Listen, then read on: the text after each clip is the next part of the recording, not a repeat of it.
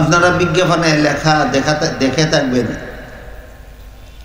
সূরা মুমতাহানার 22 নম্বর আয়াত। আর আমার নামে যে বিষয়টা উল্লেখ করা আছে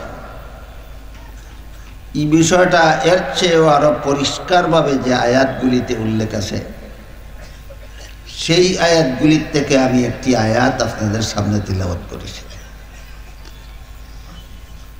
আমি যে আয়াতাংশ তিলাওয়াত করেছি সেটা হলো সূরা মায়েদার 3 নম্বর আয়াতের সামান্য একটু অংশ। এখানে আল্লাহ বলেন, আল ইয়াউমা আকমালতু লাকুম দীনাকুম। এর অর্থ হলো আজকে আমি তোমাদের দ্বীনকে পরিপূর্ণ করে দিলাম। এখানে তিনটি কথা ব্যাখ্যা সাপেক্ষে বুঝার মতো। একটা হলো আজকে বলতে আল্লাহ এখানে কি বুঝালেন, দ্বিতীয়টি হলো আমাদের দ্বীন বলতে আল্লাহ কি বুঝালেন, তৃতীয়টি হলো পরিপূর্ণ বলতে কি বুঝালেন। আমার নামে উল্লেখিত আলোচ্য বিষয় এই পরিপূর্ণ শব্দের সাথে সম্পৃক্ত। কাজেই পরিপূর্ণ কথাটার মর্মটা আগেই বলে ফেলি যাতে আলোচ্য বিষয়ের সাথে মিলিয়ে আপনারা বুঝতে পারেন।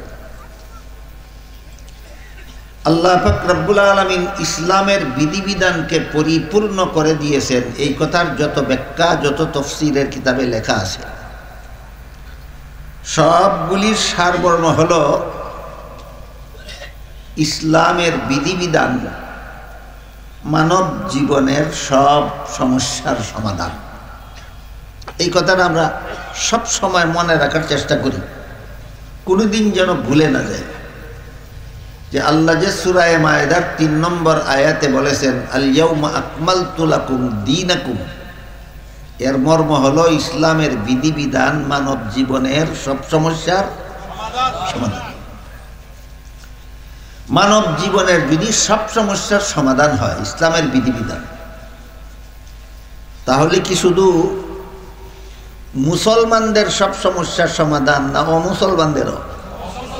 অমুসলমানদের। এই মানব জীবনের শব্দের ভিতরেই আমাদের আলোচ্য বিষয় নিহিত আছে। ইঙ্গিত করে দিলাম, এবার আমরা ধারাবাহিকভাবে আয়াতের ব্যাখ্যাটা বোঝার চেষ্টা করি।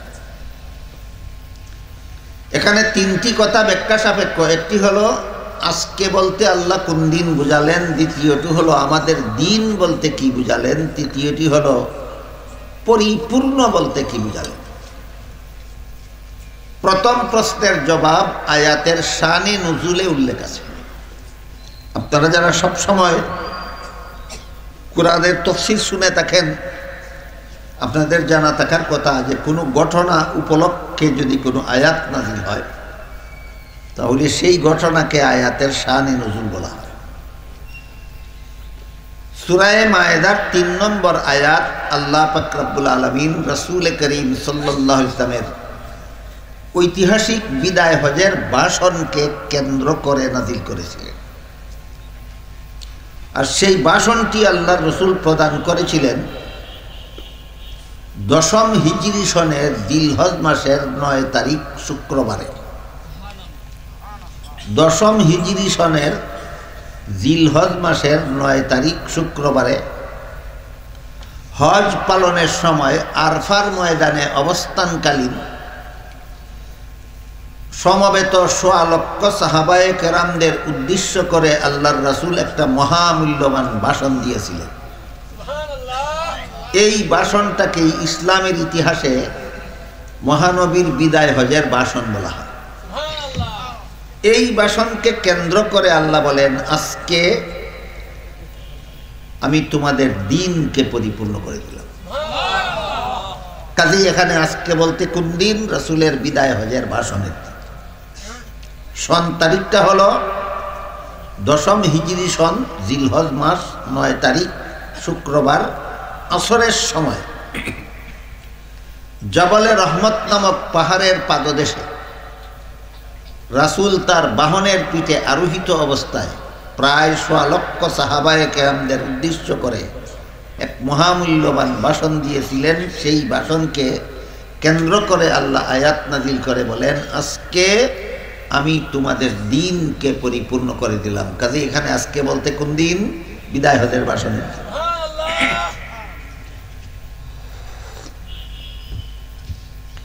একটা প্রশ্নের জবাব পরিষ্কার হইল যে আজকে বলতে কোন দিন? রাসূলের বিদায় হজের ভাষণের দিন। দ্বিতীয় প্রশ্ন হলো আমাদের দিন বলতে আল্লাহ এখানে কি বুঝালেন? এটা একটু কঠিন এবং একটু বিস্তারিত আলোচনা সাপেক্ষ। তার কারণ পবিত্র কোরআনের বিভিন্ন আয়াতে আল্লাহ দিন শব্দ ব্যবহার করেছেন একই অর্থে নয়, বিভিন্ন অর্থে।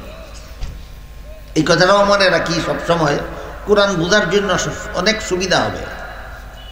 যে দিন একটা শব্দ আল্লাহ কোরআনের বিভিন্ন আয়াতে ব্যবহার করেছেন একই অর্থে নয়, বরং বিভিন্ন আয়াতে বিভিন্ন অর্থে।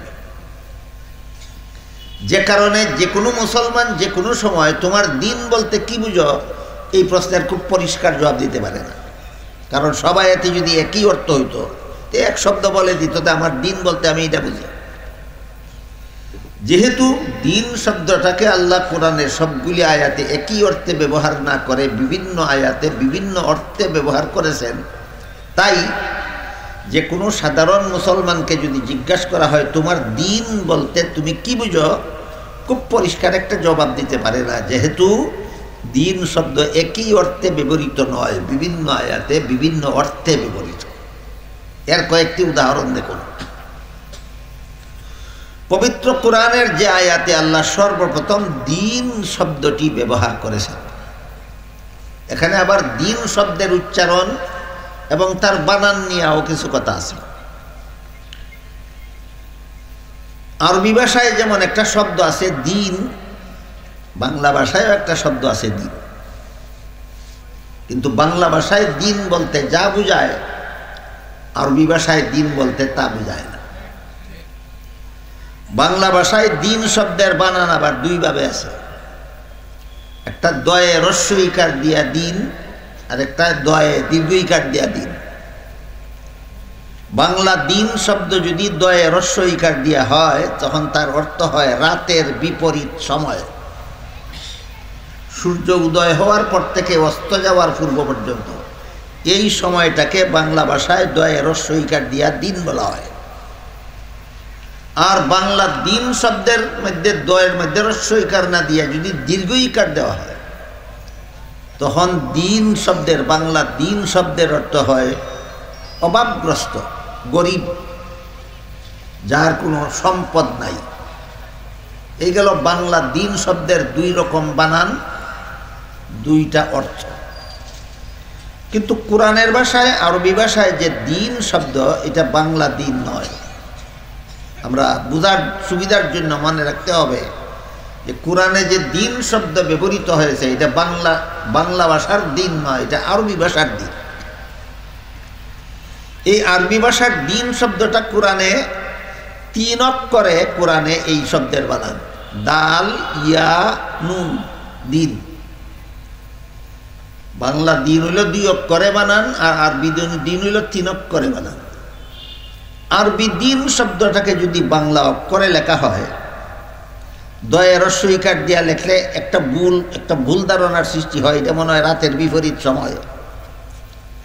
আরবি দিন শব্দ যদি বাংলা অক্ষরে লেখা হয় দয়ে দীর্ঘ ইকার দিয়া লেখলে আরেকটা ভুল ধারণার সৃষ্টি হয়, মনে হয় এটা গরিব বুঝাবার জন্য ব্যবহার করা উচিত। কাজেই উভয় ভুল ধারণার থেকে বাঁচার জন্য আরবি দিন শব্দ বাংলা অক্ষরে লেখলে দয়ে বফলা দিয়া দীর্ঘ ইকার দিয়া লিখতে হয়, যাতে বোঝা যায় যে এটা বাংলা দিন না, এটা আরবি দিন। আমার কথা বুঝা থাকলে বলেন আরবি দিন শব্দ বাংলা অক্ষরে লিখলে বানানটা কেমনে হয়? দয়ে বফলা দীর্ঘ ইকার দন্তান্ন। আরবি দিন বাংলা অক্ষরে লিখলে বানান হয় দয়ে বফলা দীর্ঘ ইকার দন্তান্ন দিন। এই দিন নিয়ে হইল আমাদের আলোচনা। এই দিন শব্দটা আল্লাহ কোরআনের বিভিন্ন আয়াতে বিভিন্ন অর্থে ব্যবহার করেছেন। এর মধ্যে সর্বপ্রথম যে আয়াতে আল্লাহ দিন শব্দ ব্যবহার করেছেন সেটা হলো সূরাতুল ফাতিহার 3 নম্বর আয়াত। এখানে আল্লাহ বলেছেন মালিকি ইয়াউমিদ্দিন, এই যে দিন শব্দ। এই আয়াতে আল্লাহ দিন শব্দকে কর্মফল অর্থে ব্যবহার করেছেন। মালিক ইয়াউমিদ্দিন আয়াতের শব্দার্থ হলো কর্মফল দান দিবসের মালিক, মর্মার্থ হলো কিয়ামতের দিনের মালিক। যেহেতু কিয়ামতের দিনে আল্লাহ সারা দুনিয়ার সমস্ত মানুষের জীবনের কর্মফল দেবেন, এই জন্য কিয়ামতের দিনকে আল্লাহ আয়াতে কর্মফল দেওয়ার দিন নামে আখ্যায়িত করেছেন। কিয়ামতের দিন ওই কর্মফল দেওয়ার দিন, এই জন্য কিয়ামতের দিনকে আল্লাহ কর্মফল দেওয়ার দিন নামে আখ্যায়িত করেছেন সূরা ফাতিহার 3 নম্বর আয়াত। আমরা সংক্ষেপে এতটুকু মনে রাখি সামনের কথাগুলি বোঝার জন্য যে মালিক ইয়াউমিদ্দিন আয়াতে দিন শব্দকে আল্লাহ কর্মফল অর্থ বোঝাবার জন্য ব্যবহার করেছে। মনে রাখতে হবে, আর কয়েকটা অর্থ যখন শুনবেন তখন কিন্তু ভুলে যাবে। এই জন্য আমরা একটু লক্ষ্য করে মনে রাখার চেষ্টা করি যে মালিক ইয়াউমিদ্দিন আয়াতে আল্লাহ দিন শব্দকে কর্মফল অর্থে ব্যবহার করেছে। তারপরে দেখুন সূরাতুল বাকারার 256 নম্বর আয়াতে আল্লাহ আবার বলেছেন, দিন শব্দ উল্লেখ করে বলেন লা ইকরাহা ফিদ্দিন। এখানে দিন অর্থ কর্মফল নয়, লা ইকরাহা ফিদ্দিন আয়াতে আল্লাহ দিন শব্দকে ধর্ম অর্থে ব্যবহার করেছেন। আয়াতাংশের অর্থ হইল লা ইকরাহা ফিদ্দিনের অর্থ হইল ধর্মের বেলায় বল প্রয়োগ চলবে না, বরং সমস্ত ধর্মাবলম্বীরাই আপন আপন ধর্ম পালনে স্বাধীন। সমস্ত ধর্মাবলম্বীরাই আপন আপন ধর্ম পালনে স্বাধীন। এই মর্মে আল্লাহ সূরাতুল বাকারার 256 নম্বর আয়াতে বলেছেন লা ইকরাহা ফিদ্দিন, ধর্মের বেলায় বল প্রয়োগ চলবে না, কাউকে জোরপূর্বক ধর্মান্তরিত করা যাবে না, কাউকে কারো ধর্ম পালনে বাধা দেওয়া যাবে না। এটার সাথেও আমার আলোচ্য বিষয়ের মিল আছে, এটার সাথেও আমার আলোচ্য বিষয়ের মিল আছে। কিভাবে মিল? কোনো দেশ যদি ইসলামী আইনে শাসিত হয়, অথবা কোনো দেশের সংখ্যাগরিষ্ঠ জনগণ যদি মুসলমান হয়, এমন দেশে যদি কোনো সংখ্যালঘু অমুসলিম বসবাস করে, দেশটা হয়তো ইসলামী আইনে শাসিত, আর না হয় ইসলামী আইনে দেশ শাসিত না হলেও দেশের অধিকাংশ জনগণ মুসলমান, ইসলাম ধর্মাবলম্বী। এমন দেশে যদি সংখ্যালঘু নাগরিকরা ভিন্ন ধর্মাবলম্বী হয়, তাহলে এমন মুসলমানদের দেশে অমুসলিমদের কতগুলি অধিকার আছে। এর মধ্যে একটা অধিকার হলো তাদের ধর্ম পালনের অধিকার। কথা বুঝে থাকলে বলুন, বাংলাদেশে মনে হয় শতকরা 93 জন মুসলমান, আর 5 জন মনে হয় হিন্দু, আর বাকি 2 জন মনে হয় অন্যান্য। এরকম একটা হিসাব কোন পত্রিকায় যেন আমি দেখছিলাম। 1-2 জনের ব্যতিক্রম বেশ কম হইতে পারে। তাহলে বাংলাদেশের সংখ্যাগুরু ধর্মাবলম্বী কারা? মুসলমান। আর হিন্দু আর অন্যান্য রইল সংখ্যালঘু। এখন সংখ্যাগুরু মুসলমানদের দেশে যদি সংখ্যালঘু অমুসলিমরা বসবাস করে, তাহলে আল্লাহ পাক রব্বুল আলামিন সূরাতুল বাকারার 256 নম্বর আয়াতে সুস্পষ্ট ভাষায় ঘোষণা দিয়া বলেন, ওদের ধর্ম পালনে বাধা দেওয়া যাবে না, ওদেরকে বল প্রয়োগে ধর্মান্তরিত করা যাবে না, বরং সংখ্যালঘু অমুসলিমরাও আপন আপন ধর্ম পালনে স্বাধীন। তাহলে এই আয়াতের ব্যাখ্যায় সংখ্যালঘু অমুসলিমদের একটা অধিকার বোঝা গেল। একটা অধিকার কি? ধর্ম পালনের অধিকার। একটা অধিকার কি? ধর্ম পালনের অধিকার। অন্যান্য অধিকারের কথা আমি একটু পরে বলতে চাই। এখানে ধর্ম পালনের অধিকারের ব্যাপারে কিছু আলোচনা আছে। সেটা হলো, আল্লাহ যেভাবে একদিকে সূরাতুল বাকারার 256 নম্বর আয়াতে অন্যান্য ধর্মাবলম্বীদের ধর্ম পালনের পূর্ণ স্বাধীনতা এবং অধিকার ঘোষণা করেছেন, এর দ্বারা অনেকে ধারণা করতে পারে যে তাহলে কি অন্যান্য ধর্মগুলিও আল্লাহর কাছে গ্রহণযোগ্য? যদি বলা হয় গ্রহণযোগ্য নয়, সাথে সাথে প্রশ্ন আসে, অগ্রহণযোগ্য ধর্ম পালনের অধিকার দিলেন কেন? আর অধিকারই যদি দিলেন তাহলে গ্রহণযোগ্য হবে না কেন? এই প্রশ্নের পরিষ্কার জবাব না জানার কারণে সাধারণ মুসলমান তো সাধারণ মুসলমান, অল্প শিক্ষিত মুসলমান তো অল্প শিক্ষিত মুসলমান, অনেক বড় বড় শিক্ষিত পণ্ডিত মুসলমানও বিভ্রান্তির শিকারে পরিণত হয় এই প্রশ্নের জবাবটা না জানার কারণে। কাজে বিষয়টা একটু পরিষ্কারভাবে আমাদের সামনে আলোচনায় আসা দরকার। সূরা আলে ইমরানের 85 নম্বর আয়াতে আল্লাহ বলেন, মাই ইয়াবতাগি গায়রাল ইসলামি দীনান ফালাই ইউকবালা মিনহু। এর অর্থ হলো ইসলাম ছাড়া আর কোনো ধর্মই আল্লাহর কাছে গ্রহণযোগ্য নয়। অস্পষ্ট কথা না সুস্পষ্ট? সুস্পষ্ট। ইসলাম ছাড়া আর কোনো ধর্মই আল্লাহর কাছে গ্রহণযোগ্য নয়। তাই দ্বিতীয় প্রশ্নটা আরো শক্তিশালী হলো। সূরাতুল বাকারার 256 নম্বর আয়াতে বললেন এদের ধর্ম পালনের অধিকার আছে। সূরা আলে ইমরানের 85 নম্বর আয়াতে বলে দিলেন এটা গ্রহণযোগ্য নয়।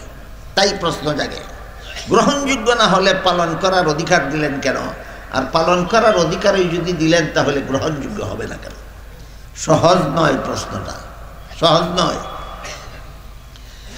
এই প্রশ্নের পরিষ্কার জবাব সচরাচর মুসলমান সমাজে আলোচনা না হওয়ায় সর্বসাধারণ মুসলমানের পরিষ্কারভাবে এই প্রশ্নের জবাবটা জানা না থাকায় এই সুযোগে অনেকে ব্যাপারটা নিয়ে অনেক রকমের জট পাকায়, অনেক রকমের বিভ্রান্তি সৃষ্টি করে। বিগত বেশ কয়েক বছর যাবৎ আমরা দেখেছি অনেক বড় বড় শিক্ষিত লোক, কর্তা লোকেরা পর্যন্ত নিজেদের বক্তব্যে বলেছে ধর্ম যার যার, উৎসব সবার। বলেছে কিনা? ধর্ম যার যার, উৎসব সবার। আমি যদি একটু সময়ের জন্য এই সমস্ত শিক্ষিত কর্তা ব্যক্তিদের এই বক্তব্যটা গ্রহণ করে নিই, ধর্ম যার যার, উৎসব সবার, তাহলে এর অনিবার্য পরিণতি এই দাঁড়ায় যে দুর্গা পূজা হিন্দু ধর্মের উৎসব, মুসলমানও সেখানে গিয়ে মিষ্টি খেতে পারবে, কারণ যেহেতু উৎসব সবার। আর ঈদুল আজহা মুসলমানদের উৎসব, হিন্দুরাও এখানে এসে কুরবানির গরুর গোশত খেতে পারবে, যেহেতু ধর্ম যার যার, উৎসব সবার। তোমরাও গিয়ে তারার পূজার মিষ্টি খাও, তারারও অন্য কুরবানির গরুর গোশত খাওয়াও। কিন্তু দেখা যায় ধর্ম যার যার, উৎসব সবার এই স্লোগানের আড়ালে মুসলমানদেরকে হিন্দুদের দুর্গা পূজায় শরিক করায়, কিন্তু হিন্দুদেরকে মুসলমানের কুরবানির গরুর গোশত খাওয়া কোনো সময় খাওয়ায় না। তাহলে কি স্লোগানটা সরল না অসৎ? স্লোগানটা অসৎ উদ্দেশ্য প্রণোদিত। এই স্লোগান সৎ উদ্দেশ্যে নয়, এই স্লোগান অসৎ উদ্দেশ্য প্রণোদিত। কাজেই এই ধরনের স্লোগান যদি আরো কেউ দেয় অন্যভাবে, কেউ যদি বলে কৃষিকাজ যার যার, ফসল সবার, কেউ যদি বলে ব্যবসা যার যার, মুনাফা সবার, কেউ যদি বলে চাকুরি যার যার, বেতন সবার, আর কেউ যদি বলে বিয়া যার যার, বউ সবার, হে যেমন মাতাল। কেউ যদি কয় বিয়া যার যার, বউ সবার, সে যেমন মাতাল। যে বলে ধর্ম যার যার, উৎসব সবার, সে এর থেকে আরো দ্বিগুণ বেশি মাতাল।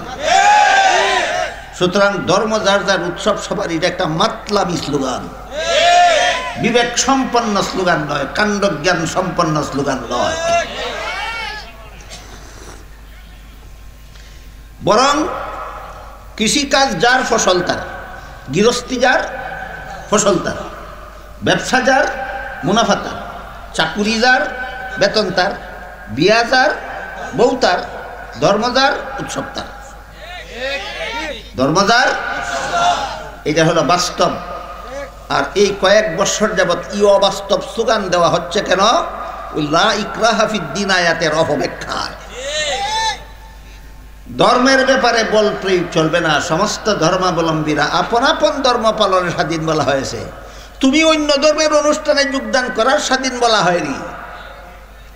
আমি কি বিষয়টা আপনাদের বুঝাতে পারলাম? লা ইকরাহা ফিদ্দীন আয়াতে তার ধর্ম পালনে সে স্বাধীন, তার ধর্ম পালনের জন্য মুসলমান স্বাধীন বলা হয়নি। কোনো মুসলমানের জন্য হালাল নয় কোনো ভ্রান্ত ধর্মাবলম্বীদের উৎসবে অংশগ্রহণ করা।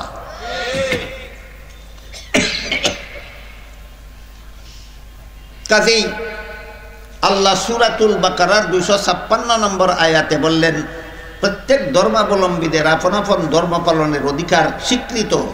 আর সূরা আল ইমরানের 85 নম্বর আয়াতে বললেন, ইসলাম ছাড়া আর কোনো ধর্মই আল্লাহর কাছে গ্রহণযোগ্য নয়। গ্রহণযোগ্য না হলে পালন করার স্বাধীনতা দিলেন কেন? আর পালন করার স্বাধীনতাই যদি দিলেন তাহলে গ্রহণযোগ্য হবে না কেন? এই প্রশ্ন এখনো রইল, এই প্রশ্ন এখনো বাকি না, জবাব হইছে না। আমি বলেছিলাম প্রশ্নটা সহজ নয়, অত্যন্ত কঠিন। প্রশ্নটা কঠিন হওয়ার কারণে আমাদের কর্তা ব্যক্তিরার মাথা এখানে চক্কর খায়। প্রশ্নটা কঠিন হওয়ার কারণেই বড় বড় শিক্ষিত পণ্ডিতদের মাথাও এখানে ঘুরপাক খায়। কেন? প্রশ্নটা সহজ নয়, প্রশ্নটা কঠিন। আর কঠিন প্রশ্নের জবাব অনেক সময় উদাহরণের মাধ্যমেই বোঝা সহজ হয়। কঠিন প্রশ্নের জবাব সরাসরি বোঝা সহজ হয় না উদাহরণের মাধ্যমে। তাই আমি একটা উদাহরণ দিচ্ছি, আগে দেখুন।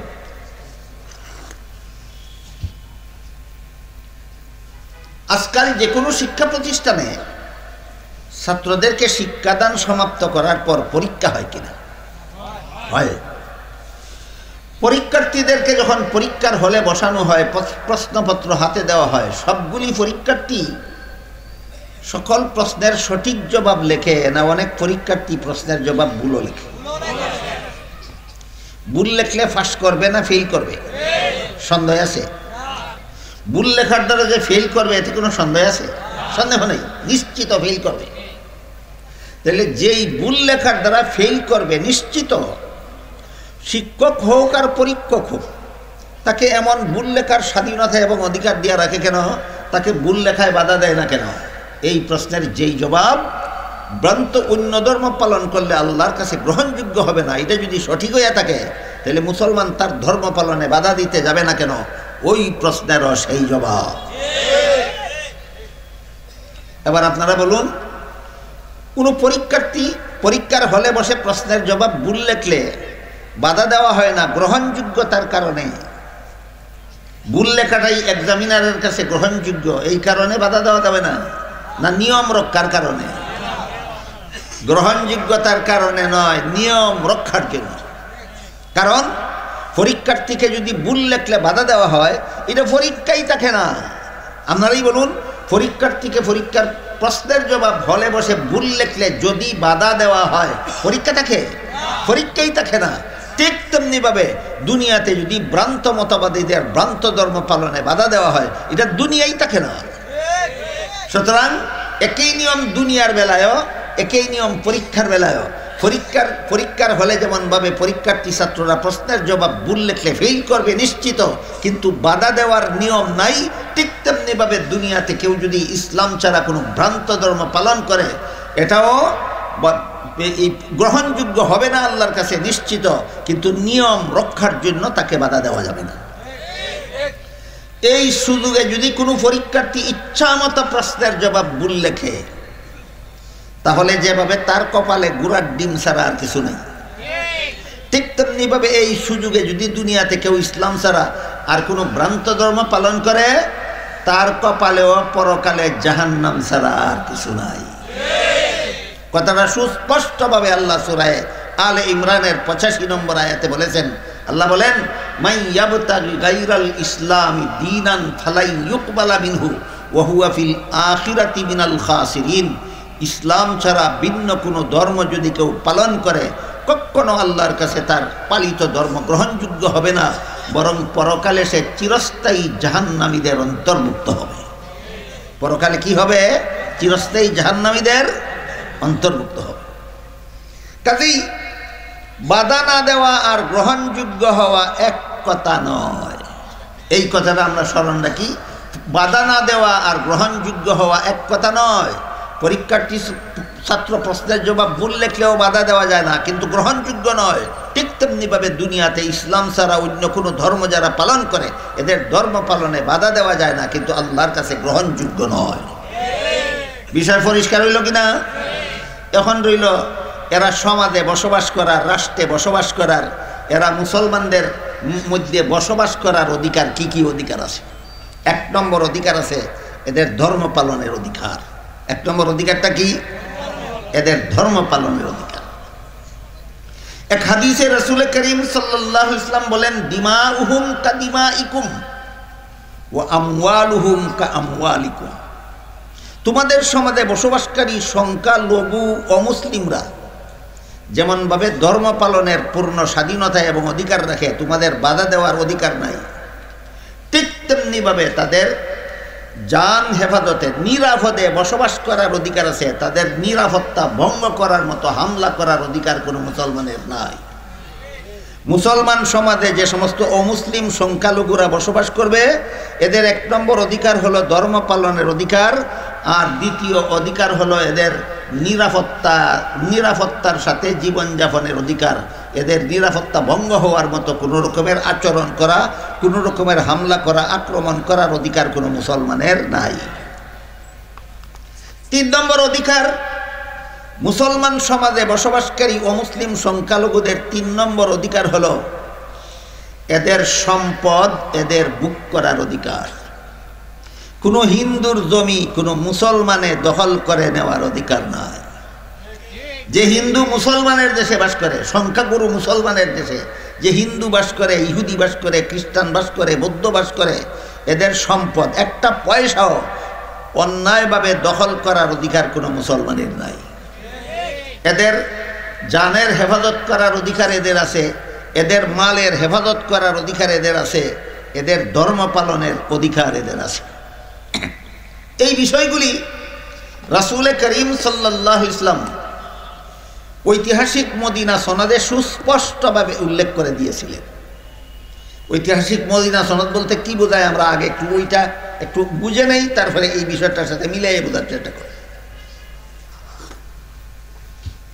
আল্লাহর রাসূল সাল্লাল্লাহু আলাইহি ওয়াসাল্লাম মক্কা শরীফে জন্মগ্রহণ করার পর দীর্ঘ 40 বছর মক্কা শরীফেই বসবাস করেছেন, জীবনযাপন করেছেন। 40 বছর পূর্ণ হওয়ার পরে আল্লাহ তার রাসূলের কাছে কোরআন নাজিল শুরু করেছেন। কোরআন নাজিল শুরু করার পর থেকে আল্লাহর রাসূল ইসলামের দাওয়াত দেওয়া শুরু করলেন। এই মক্কি জীবনে দীর্ঘ 13 বছর পর্যন্ত ইসলামের দাওয়াত দিলেন সমাজের মানুষের কাছে। তখনও রাসূলের কোনো প্রতিষ্ঠিত রাষ্ট্র ছিল না, বরং অমুসলিম মূর্তি পূজারীরা ছিল সংখ্যাগরিষ্ঠ। মক্কার সংখ্যাগুরু ছিল অমুসলিম মূর্তি পূজারীরা। মক্কায় যত হিজরতের আগে রাসূল মক্কায় থাকাকালে মুসলমান ছিল সংখ্যালঘু, মূর্তি পূজারীরা ছিল সংখ্যাগুরু। এমত অবস্থায় শুধু দাওয়াতের কাজ চলেছে, ইসলামী রাষ্ট্র প্রতিষ্ঠিত হয়নি। অনেক অবর্ণনীয় জুলুম অত্যাচার সহ্য করে আল্লাহর রাসূল এই আরো 13 বছর মক্কায় দাওয়াত ও তাবলীগের কাজ চালিয়েছেন। আগের 40 আর পরের 53 বছর বয়সে আল্লাহর হুকুমে রাসূল করিম সাল্লাল্লাহু আলাইহি ওয়াসাল্লাম মক্কায় যারা ইসলাম গ্রহণ করেছিলেন তাদের প্রায় সবাইকে নিয়ে হিজরত করে মদিনা শরীফ চলে গেলেন। মদিনা শরীফ যাওয়ার আগেই মদিনাবাসী মক্কায় এসে রাসূলের সাথে সাক্ষাৎ করেছে, রাসূলের কাছে কলেমা পড়ে ইসলাম গ্রহণ করেছে, রাসূলকে আমন্ত্রণ করেছে, তাদের জান মাল ইজ্জত সব কিছুর বিনিময়ে রাসূলকে হেফাজতের প্রতিশ্রুতি দিয়েছে, হিজরত করে মদিনায় যাওয়ার জন্য দাওয়াত দিয়েছে। রাসূল দাওয়াত গ্রহণ করেছেন। আল্লাহর হুকুমে রাসূল মক্কা শরীফ থেকে হিজরত করে মদিনা শরীফ চলে গেছেন। মদিনা শরীফ হলো মক্কা শরীফ থেকে 500 কিলোমিটার উত্তরে। মদিনা শরীফ মক্কা শরীফ থেকে 500 কিলোমিটার উত্তরে। যখন রাসূল হিজরত করে সেখানে যান, তখন এই জায়গার নাম মদিনা শরীফ ছিল না, জায়গাটার নাম ছিল ইয়াসরিব, এবং একটা পল্লী ছিল। এটা একটা পল্লী, ইয়াসরিব নামের একটা পল্লী ছিল। ইয়াসরিব নামক পল্লীর লোকেরা ইসলাম গ্রহণ করে রাসূলকে আশ্রয় দিয়েছিল। হিজরত করে রাসূল তাদের কানে চলে যাওয়ার পর ইয়াসরিবের বাসিন্দারা পরিকল্পিতভাবে এই পল্লীটাকে শহর রূপে গড়ে তুলেছিল। আর আরবি ভাষায় শহরকে বলে মদিনা, আরবি ভাষায় শহরকে বলে মদিনা। যে কোনো শহরকে আরবি ভাষায় মদিনা বলে। আমি আশা করি আপনারা কেউ না কেউ ব্যাপারটা জানেন যে কুয়েত একটা দেশ আছে মিডল ইস্টে। কুয়েতের রাজধানীর আলাদা কোনো নাম নাই। কুয়েতের রাজধানীর আরবি নাম হইল মদিনাতুল কুয়েত, আর কুয়েতের রাজধানীর ইংরেজি নাম হইল কুয়েত সিটি। Kuwait city. তো আরবি ভাষায় কুয়েতের রাজধানীকে মদিনাতুল কুয়েত বলে, এটার ইংলিশ ট্রান্সলেশন হইল কুয়েত সিটি। এই যে মদিনা শব্দ যে কোনো শহরকে বলে, এটা একটা প্রমাণ দিলাম যে কুয়েতের রাজধানী শহরটাকেও মদিনা বলে, মদিনাতুল কুয়েত। তাহলে আরবি ভাষায় সুনির্দিষ্ট শহরের নাম মদিনা না যে কোনো শহরকে মদিনা বলে? হ্যাঁ, আরবি ভাষায় যে কোনো শহরকে মদিনা বলে। কিন্তু মুহাম্মদুর রাসূলুল্লাহর শুভাগমন উপলক্ষে ইয়াসরিববাসী যে পল্লীটাকে শহর রূপে গড়ে তুলল, তারা সেই শহরটার নাম দিল মদিনাতুর রাসূল। এখন আর যে কোনো শহর নয়, এখন রাসূলের শহর। মদিনাতুর রাসূল অর্থ রাসূলের শহর। ইয়াসরিববাসী ইয়াসরিব নামের পল্লীটাকে শহর পরিকল্পিতভাবে শহর রূপে গড়ে তোলার পর, যেহেতু রাসূলের শুভাগমন উপলক্ষে পল্লীটাকে শহর বানানো হয়েছে, এজন্য তারা এই শহরের নাম দিয়েছিল মদিনাতুর রাসূল। এর অর্থ হইল রাসূলের শহর। এটাকে আমরা সংক্ষেপে বলে থাকি মদিনা শরীফ অথবা আল মদিনা। এখন মদিনা বলতে যে কোনো শহর বুঝবো, আর মদিনা শরীফ বা আল মদিনা বলতে শুধু রাসূলের শহর বুঝবো। এই হলো পার্থক্য। আরবি ভাষায় যে কোনো শহরকে মদিনা বলে, কিন্তু আল মদিনা শুধু রাসূলের মদিনাকে বলে। পার্থক্য হইল কিনা? শুধু মদিনা বলতে আরব দেশের যে কোনো শহরকে মদিনা বলে, আর রসুলের মদিনাকে মদিনাতুর রসুল বলে অথবা আল মদিনা বলে। আমরা যদি আল মদিনা বলি অথবা মদিনাতুর রসুল বলি, তাহলে যে কোনো শহর বুঝবো না, বরং ইয়াসরিবকে যে শহর বানানো হয়েছিল ওই শহরটা। কিলা রইল কথাটা? রাসূল করিম সাল্লাল্লাহু আলাইহি ওয়াসাল্লাম হিজরত করে সেখানে গেলেন। বাসিন্দারা এই পল্লীটাকে পরিকল্পিতভাবে শহর রূপে গড়ে তুলল এবং এখানের বাসিন্দাদেরকে নিয়ে আল্লাহ রসুল একটা রাষ্ট্র প্রতিষ্ঠা করলেন। বলেন, হিজরত করে মদিনা শরীফ গিয়ে রাসূল শুধুমাত্র মক্কি জিন্দেগির মতো দাওয়াত ও তবলিগ নিয়েই ব্যস্ত রইলেন, না সেখানে একটা রাষ্ট্র প্রতিষ্ঠা করলেন? একটা রাষ্ট্র প্রতিষ্ঠা করলেন। এই রাষ্ট্রটাকে পরিচালনা করার জন্য আল্লাহর রাসূল একটা লিখিত সংবিধান তৈরি করলেন। ইতিহাসের ভাষায় মদিনা রাষ্ট্র পরিচালনার জন্য আল্লাহর রাসূল যে লিখিত সংবিধান তৈরি করেছিলেন, ইতিহাসের ভাষায় ওই সংবিধানটার নাম হইল মদিনা সনদ। রাসূলের তৈরি করা সংবিধানটার নাম হইল মদিনা সনদ। কোনো ইতিহাসে পাওয়া যায় যে এই একমাত্র ব্যক্তি মুহাম্মদুর রাসূলুল্লাহ ছিলেন যিনি কোনো রাষ্ট্র পরিচালনার জন্য সর্বপ্রথম একটা লিখিত সংবিধান তৈরি করেছিলেন। আল্লাহর রসুল মদিনা রাষ্ট্র প্রতিষ্ঠা করার আগে, মদিনা সনদ নামের সংবিধান তৈরি করার আগে দুনিয়ার বিভিন্ন দেশের রাজা বাদশারা কতগুলি মুখস্থ নীতিমালার ভিত্তিতে দেশ শাসন করত। তাদের কারো কোনো লিখিত সংবিধান ছিল না। তাহলে লিখিত সংবিধান সর্বপ্রথম মুহাম্মদ রাসূলুল্লাহ তৈরি করলেন এই নবপ্রতিষ্ঠিত রাষ্ট্রের পরিচালনার নীতিমালা হিসাবে। এটার নাম হইল মদিনা সনদ। সেই মদিনা সনদের একটা ধারা ছিল, এই রাষ্ট্রে মুসলমানেরা যেমনভাবে স্বাধীনভাবে বসবাস করার অধিকার রাখে এবং নিজেদের ধর্ম পালনের অধিকার রাখে, ঠিক তেমনিভাবে এই মদিনা রাষ্ট্রে যে সমস্ত ইহুদিরা সংখ্যালঘু ইহুদিরা মদিনা রাষ্ট্রে বসবাস করে, এরাও স্বাধীনভাবে এদের ধর্ম পালনের অধিকার রাখে। এরাও এই মদিনা রাষ্ট্রের নাগরিক হিসাবে গণ্য। মুসলমানেরাও নিজেদের ধর্ম পালনে স্বাধীন, মদিনা রাষ্ট্রের ইহুদিরাও তাদের ধর্ম পালনে স্বাধীন। কোনো মুসলমানের অধিকার নাই ইহুদিদের ধর্ম পালনে বাধা দেওয়ার, কোনো ইহুদির অধিকার নাই মুসলমানের ইসলাম ধর্ম পালনে বাধা দেওয়ার। তাহলে ঐতিহাসিক মদিনা সনদেও সূরাতুল বাকারার 256 নম্বর আয়াতে যেভাবে অন্যান্য ধর্মাবলম্বীদের অন্যান্য সংখ্যালঘু ধর্মাবলম্বীদের ধর্ম পালনের স্বাধীনতা যেভাবে কোরআনে স্বীকৃত, ঠিক তেমনিভাবে ঐতিহাসিক মদিনা সনদেও সংখ্যালঘু অমুসলিমদের ধর্ম পালনের অধিকার স্বীকৃত হইল কিনা? স্বীকৃত হইল। এখান থেকে একটা মহামূল্যবান শিক্ষা আমরা পেলাম, সেটা হলো মুসলমানের দেশের সংবিধানের কোনো ধারা উপধারা কোরআন বিরোধী হতে পারে না। কোরআনেও আল্লাহ বলেছেন সংখ্যালঘু অমুসলিমরা আপন আপন ধর্ম পালনের স্বাধীন। মদিনা সনদেও রাসূল লিখে নিয়েছেন মদিনার ইহুদিরা আপন আপন ধর্ম পালনে স্বাধীন। এর দ্বারা আমরা কি শিক্ষা পেলাম? মুসলমানের দেশের সংবিধান কোনোদিন কোরআন বিরোধী হতে পারে না। একদল কুচক্রী সংবিধান কোরআন বিরোধী ধারা সংবিধানে সংযুক্ত করার জন্য রাজনৈতিক জীবন থেকে ইসলামকে নির্বাসন দিয়েছে। এরা বলে ইসলাম পালিত হবে ব্যক্তি জীবনে, ইসলাম পালিত হবে পারিবারিক জীবনে, রাষ্ট্রীয় জীবনে ইসলাম পালিত হবে না, রাষ্ট্রীয় জীবন পরিচালিত হবে মানুষের মন গড়া বিধানে। আমি একটু সময়ের জন্য জিজ্ঞেস করতে চাই, যে সমস্ত লোক নিজেদেরকে মুসলমান বলে পরিচয় দেয়, আল্লাহর বান্দা বলে দাবি করে, মুহাম্মদুর রাসূলুল্লাহর উম্মত বলে দাবি করে, আর বলে যে রাষ্ট্রীয় জীবনে ইসলামের বিধান চলবে না, তুই তোর বুকে হাত দিয়া ক তোর নবী মুহাম্মদ রাসূলুল্লাহ রাষ্ট্রীয় জীবনে ইসলাম পালন করছিলেন কিনা?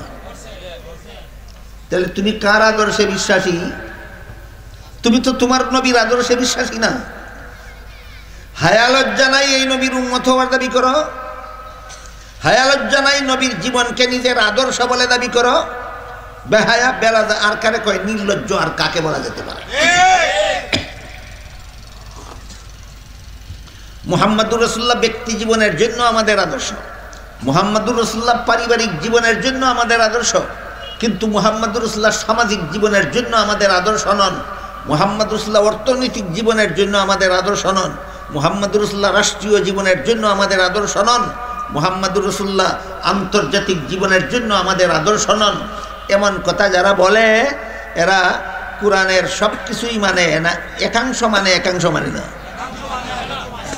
এইরকম কুস্বভাব যাদের আছে, যারা আল্লাহর কিতাবের একাংশ মানে একাংশ মানে না, এদের ব্যাপারে আল্লাহ কোরআনে পরিষ্কার ভাষায় বলেছেন, আফাতুমিনুনা বিবাদিল কিতাব ওয়া তাকফুরুনা বিবাদ ফামা জাযাউ মান ইয়াফআলু যালিকা মিনকুম ইল্লা খিজয়ুন ফিল হায়াতিদ দুনিয়া ওয়া ইয়াউমাল কিয়ামাতি ইউরাদ্দুনা ইলা আশাদ্দিল আযাব ওয়া মাল্লাহু বিগাফিলিন আম্মা তা'মালুন। তোমরা কি আল্লাহর কিতাবের একাংশ মানবে আর একাংশ মানবে না? এমন কুচক্রান্ত যারা আল্লাহর কিতাব নিয়ে করবে, আল্লাহ পাক রব্বুল আলামিন বলেন এদেরকে দুইটা শাস্তি দেব, একটা দুনিয়াতে একটা আখিরাতে। দুনিয়ার শাস্তি হবে লাঞ্ছনা আর বঞ্চনা। আল্লাহর কিতাবের একাংশ মানে না যারা, এদেরকে আল্লাহ কোরআনে কটা শাস্তি দিবেন বলেছেন? দুইটা, একটা দুনিয়াতে একটা আখিরাতে। দুনিয়ার শাস্তিটা কি? দুনিয়ার জীবনের লাঞ্ছনা আর বঞ্চনা, অপমান আর বেইজ্জত। আর আখিরাতের শাস্তির বিবরণ দিয়ে আল্লাহ বলেন ওয়া ইয়াউমাল কিয়ামাতি ইউরাদ্দুনা ইলা আশাদ্দিল আযাব, পরকালে তাদেরকে জাহান্নামের ভয়ঙ্কর শাস্তিতে নিক্ষেপ করা হবে।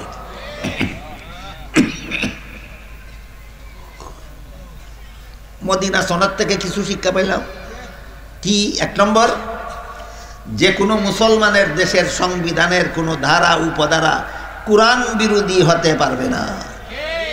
সংবিধানের দ্বারা উপধারা কোরআন বিরোধী সাব্যস্ত করার পর তোমার মুখে আর মুসলমান হওয়ার দাবি সাজে না। তোমার মুখে মুসলমান হওয়ার দাবি সাজে না। মিশালটা কিভাবে দেই? ধরেন একটা মহিলার একটা স্বামীর কাছে বিয়ে হইল, একটা মহিলার একটা স্বামীর কাছে বিয়ে হইল। স্বামীর গড় সংসার করে 11 মাস, কমাস আরেক মাস আরেক লোকের ঘর সংসার করে। এমন একটা মহিলার স্বামী যদি আপনারা কেউ হন, আমি দোয়া করি এমন এমন কুলোটা মহিলা যেন আপনাদের স্ত্রী কারো না হয়, বুঝাবার জন্য বলছি। এমন একটা মহিলার স্ত্রী যদি আপনারা কেউ হন যে আপনার কাছে বিয়া বইছে, আপনার ঘর সংসার 11 মাস করে আর 1 মাস আরেক বেটার ঘর সংসার করে, তারে আর কতদিন রাখবেন? আর কতদিন? আর কত লক্ষ কোটি টাকার দেওয়ার বানাইয়া দিবেন? আর কত রকমের আর্থিক অনুদান অবদান দিবেন এই অসতী স্ত্রীর পিছনে? একটা স্ত্রী যেমনভাবে যে স্বামীর কাছে বিয়ে বসেছে, ওই স্বামীর ঘর 12 মাসের 12 মাসই করতে হবে। একদিনে যদি অন্য লোকের ঘর করে তাইলে এই কুলোটা নারীর স্বামীর ঘর করার অধিকার থাকে না, ঠিক তেমনিভাবে কোনো মুসলমান নামদারি জীবনের ব্যক্তি জীবন, পারিবারিক জীবন, সামাজিক জীবন, রাষ্ট্রীয় জীবন পর্যন্ত সর্বত্রই যদি মুহাম্মদুর রাসূলুল্লাহকে আদর্শ না মানে, জীবনের কোনো একটা অংশে গিয়া যদি মুহাম্মদুর রাসূলুল্লাহকে আদর্শ মানে না, সে মুহাম্মদুর রাসূলুল্লাহর উম্মত হওয়ার যোগ্যতা রাখে না।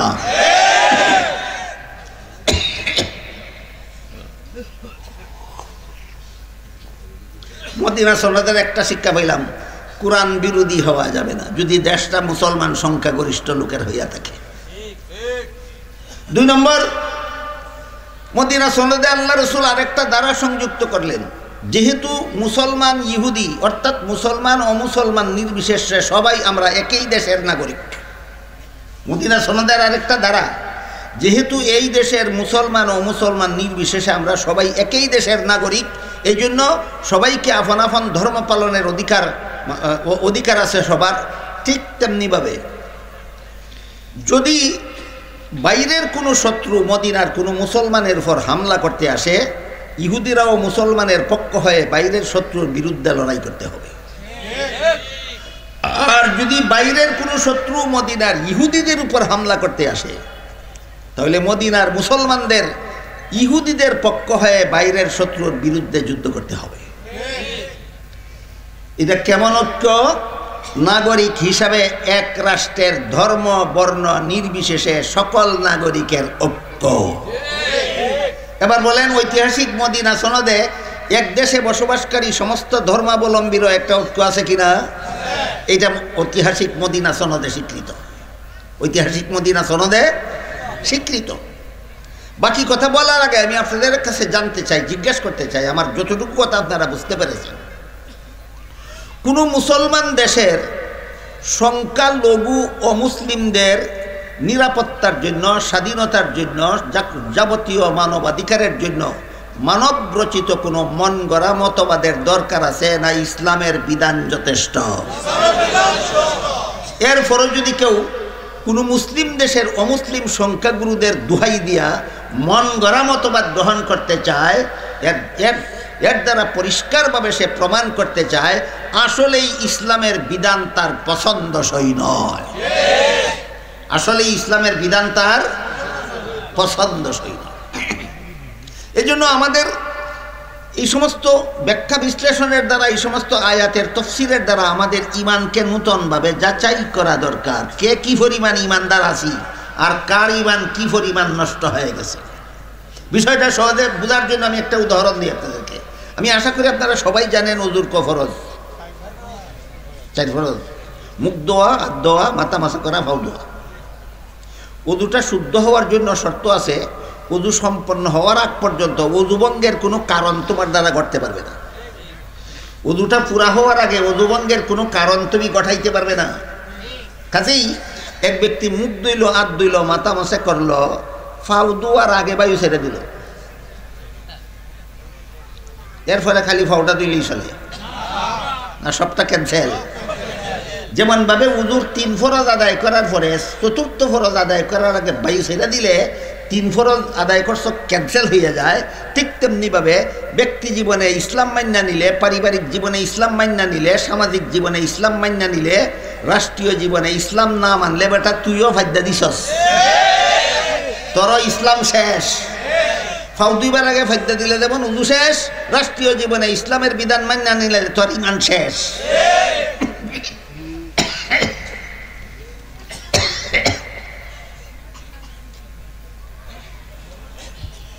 এজন্য এই সমস্ত তফসিরের আলোকে আমাদের পরিষ্কারভাবে বুঝে নেওয়া দরকার। একটা মুসলমানের দেশে যত রকমের অমুসলিম বসবাস করুক, একটা মুসলমান দেশের সংখ্যা লঘুরা, হিন্দু হোক, বৌদ্ধ হোক, ইহুদি হোক, খ্রিস্টান হোক, যে কোনো ধর্মাবলম্বী হোক, এদের জান মাল ইজ্জতের নিরাপত্তার জন্য মানব রচিত কোনো মন গড়া মতবাদের দরকার আছে না ইসলামের বিধিবিধান যথেষ্ট? ইসলামের বিধিবিধান যথেষ্ট। এরপরে মদিনা সনদে আরেকটা দ্বারা সংযুক্ত ছিল, যদি বাইরের শত্রু মুসলমানদের উপর হামলা করে, ইহুদিরা মুসলমানদের পক্ষ হইয়া মোকাবেলা করবে। যদি বাইরের শত্রু মদিনার ইহুদিদের উপর হামলা করে, মুসলমান ইহুদির পক্ষ হইয়া বাইরের শত্রুর মোকাবেলা করবে। যেহেতু মুসলমান ও মুসলমান নির্বিশেষে আমরা সবাই একই দেশের নাগরিক। তাহলে এক দেশের নাগরিক হিসাবে ধর্ম বর্ণ নির্বিশেষে সবার জন্য একটা ঐক্য আছে কিনা? সেই ঐক্য ঐতিহাসিক মদিনা সনদে স্বীকৃত কিনা? স্বীকৃত। এইভাবে মুসলমান সমাজের অমুসলিম সংখ্যাগুরুদের যত রকমের অধিকারের দরকার, সকল প্রকার অধিকার কোরআনে হাদিসে ইসলামের বিধিবিধানে স্বীকৃত, একটা শর্ত সাপেক্ষে। বলুন, বিনা শর্তে না একটা শর্ত সাপেক্ষে? যেই দেশে বসবাস করো এই দেশের আইন শৃঙ্খলা মেনে নেওয়ার শর্তে। যেই দেশে বসবাস করো এই দেশের আইন শৃঙ্খলা মেনে নেওয়ার শর্তে। এই শর্তটা আল্লাহ রসুল মদিনা সন্ধ্যায় কোথায় আরোপ করলেন? ওই শর্তটা আরোপ করে আল্লাহ রসুল মদিনা সন্ধ্যায় আরেক ধারায় উল্লেখ করে দিলেন, যদি এই দেশে বসবাসকারী দুইজন নাগরিক কোনো বিষয় নিয়ে কোন দলে লিপ্ত হয়, যদি এই দেশের দুই নাগরিকে ঝগড়া হয় কোনো বিষয় নিয়ে, সেই ঝগড়া মীমাংসার জন্য এই রাষ্ট্রের প্রধান পরিচালক মুহাম্মাদুর রাসূলুল্লাহকে বিচারক হিসাবে মেনে নিতে হবে।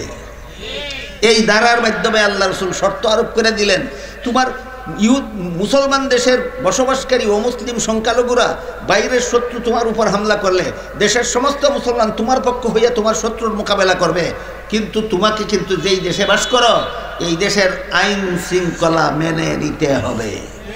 যে দেশে বসবাস করে এই দেশের আইন শৃঙ্খলা যেমনভাবে মুসলমানের মেনে নিতে হবে, তেমনিভাবে অমুসলমানেরও মেনে নিতে হবে।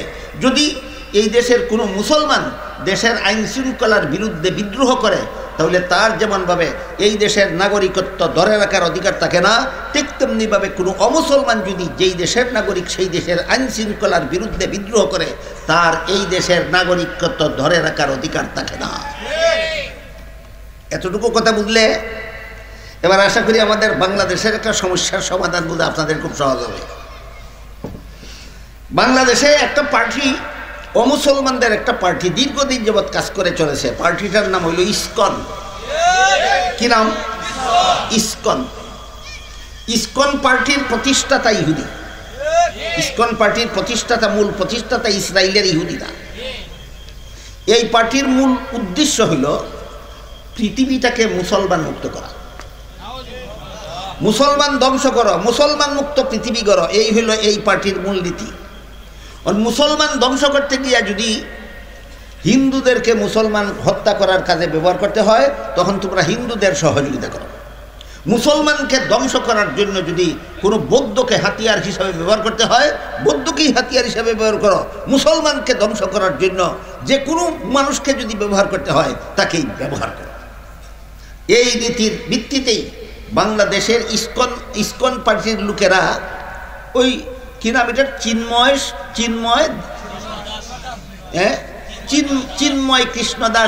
চিন্ময় কৃষ্ণ দাসের মতো একটা কট্টর হিন্দু নেতাকে ইসকনের লোকেরা ব্যবহার করছে বাংলাদেশের মুসলমানদের মধ্যে হত্যাযজ্ঞ চালাবার জন্য। সে বাংলাদেশের আইন শৃঙ্খলার বিরুদ্ধে বিদ্রোহ করেছে, যে কারণে তার বিরুদ্ধে আইন শৃঙ্খলার বিরুদ্ধে বিদ্রোহ করার অপরাধে তার মামলা করা হয়েছে। এই মামলার আসামির থেকে তাকে জামিন দেওয়ার জন্য তার অন্ধভক্তরা, ইসকনের কর্মীরা আদালতে আবেদন করেছে। আদালত আবেদন না মঞ্জুর করেছে। চিন্ময়কে আদালত জামিন দেয়নি। এটা কি বাংলাদেশের আইন শৃঙ্খলা বিরোধী কাজ হয়েছে? না, আইন শৃঙ্খলা মতোই জামিন দিছে না। কোনো আসামি আদালতে জামিন চাইতেই পারে, কিন্তু জামিন দেওয়া না দেওয়া আদালতের অধিকার। এটা আইন শৃঙ্খলা, এটা দেশের আইন শৃঙ্খলা। জামিন দেওয়া না দেওয়া আদালতের অধিকার। আদালত দিলেও এটা আদালতের অধিকার, না দিলেও আদালতের অধিকার। চিন্ময়কে আদালত জামিন না দেওয়ার কারণে একজন মুসলমান ব্যারিস্টারকে এই ইসকনের সদস্যরা দিনে দুপুরে প্রকাশ্যে নৃশংসভাবে হত্যা করেছে। সুতরাং ইসকনের সদস্যরা এবং ইসকনের সমর্থকরা বাংলাদেশের নাগরিকত্ব হারিয়েছে। এদের অধিকার নাই বাংলাদেশের নাগরিক হিসাবে বসবাস করা। এজন্য আমরা আজকের এই তফসিরুল কোরআন সম্মেলনের পক্ষ থেকে বর্তমানে গদিতে যে সরকারই বসে থাকুক, যদি কোনো গণতান্ত্রিক সরকার আসতো তাকেও বলতাম। এখন গণতান্ত্রিক সরকার নাই, এখন অন্তর্বর্তীকালীন সরকারের কাছে আমরা সকলের পক্ষ থেকে আবেদন জানাচ্ছি, এরা দেশের শত্রু, দশের শত্রু, এরা ইসলামের শত্রু, মুসলমানের শত্রু, এদের নাগরিকত্ব বাতিল করা হোক এবং খুনিদেরকে ফাঁসি দেওয়া হোক এবং ইসকনকে বাংলাদেশে আইনত নিষিদ্ধ করা হোক। এবার বলুন, মদিনা সনদের বিধান মতো ভিন্ন ধর্মাবলম্বীরা নাগরিক অধিকার রাখে মুসলমানের সমাজে আইন শৃঙ্খলা ভঙ্গ করার শর্তে না আইন শৃঙ্খলা মেনে নেওয়ার শর্তে? ইসকন মেনে নিয়েছে না ভঙ্গ করেছে? সুতরাং ইসকনের সাথে সংশ্লিষ্ট এবং ইসকনের দালালদের অধিকার নাই বাংলাদেশের নাগরিকত্ব পাওয়ার। এবার আমরা মূল আলোচনার দিকে ফিরে যাই। আল্লাহ পাক রব্বুল আলামিন